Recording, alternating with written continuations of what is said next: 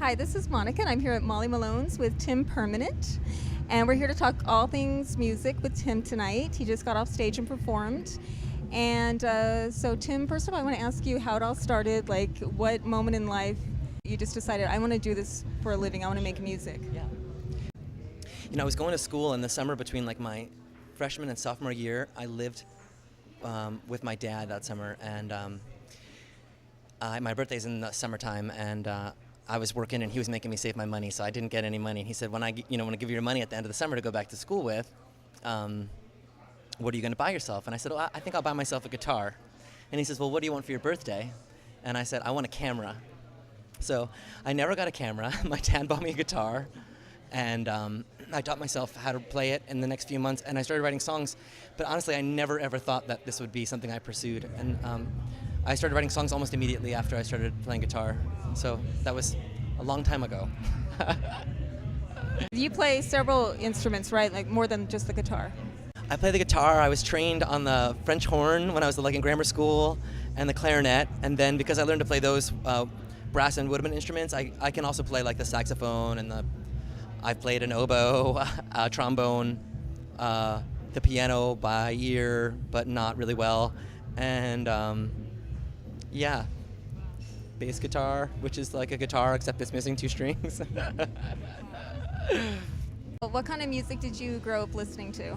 So I grew up listening to the radio, like pop radio, and my mom would listen to like records. She'd listen to like Lionel Richie, and there was like a Super Freak album in this little cabinet she had with records in it. And we used to listen to like the pop radio stations, and we would call in and request songs. So like mostly like pop music in the 80s. So like some of my influences are like Missing Persons and like New Order and a lot of the like new wave stuff. But then like Michael Jackson, of course, and then I got into like Tori Amos in high school, and then like all sorts of different kinds of things. Like today I listen to like a lot of different kinds of music, like classical music and country music, which is like embarrassing to say, but I like a good country song. When people ask me what kind of music I like, and I always say I like good music, because there's all different kinds of good music, different genres. Okay, now I know you came out with an album just recently, January 1st, Yeah. and now you're coming out with an EP November 1st. Is it November 1st or November 11th? November 1st, 11/1/11. Yeah. And so what songs are going to be on the EP, and is there like a theme on this EP?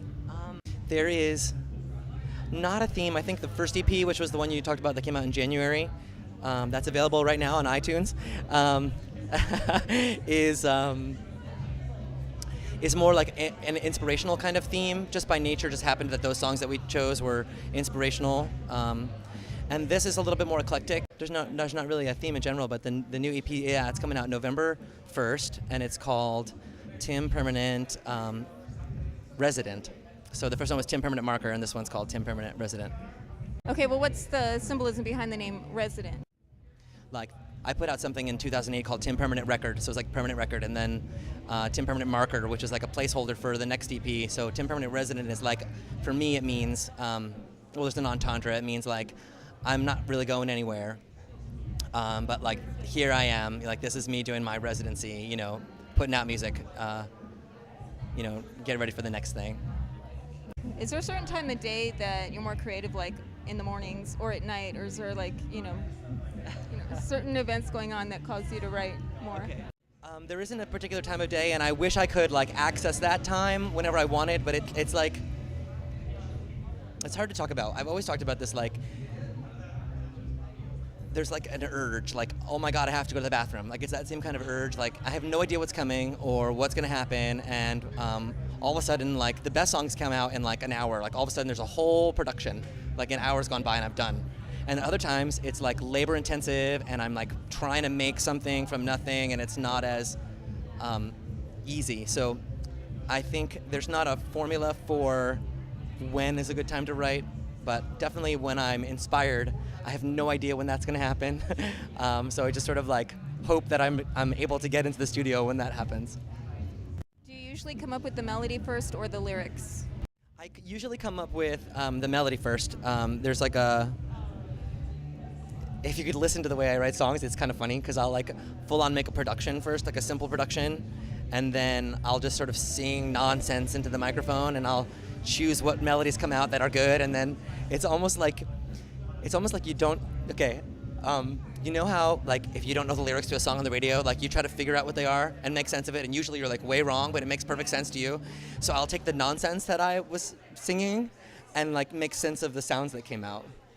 And then it becomes like, well, it's not always as clear as that, but there's like themes that come out when I'm like in the moment and just like ranting or scat singing in the microphone. And then I go back and say, that sounds like I said this, and I like that. That sounds cool. That kind of thing. So can you tell us a little bit about your journey from Connecticut to Vermont all the way to LA? So yeah, I grew up in Connecticut, and I moved to Vermont to go to my first couple years of college. I went to this little school outside of Rutland, Vermont. And then after 2 years of school, I felt like I need something bigger and better, and I auditioned and got into this school in New York for performing arts, and I spent 9 years there.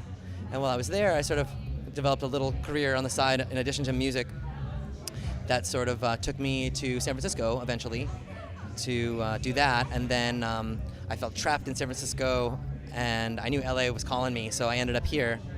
And it's perfect because I'm doing this project now here in LA, and it's a great place for it. Okay, so I know you have coming up a show next month in November in Palm Springs. Can you tell us about that? Yeah. So I'm performing on the main stage of Palm Springs Pride, which is like the last Pride Festival of the year, and because it's in Palm Springs, they do it in November because it's like still summertime there, and it's pretty exciting because I'll be on the same bill with like BB Zahara-Benet and CeCe Peniston and Frenchie Davis, so that's pretty cool. I'm excited about it. Well, thank you very much for talking to us tonight, and keep making good music. You got it. Thanks very much for meeting me here tonight. I appreciate it.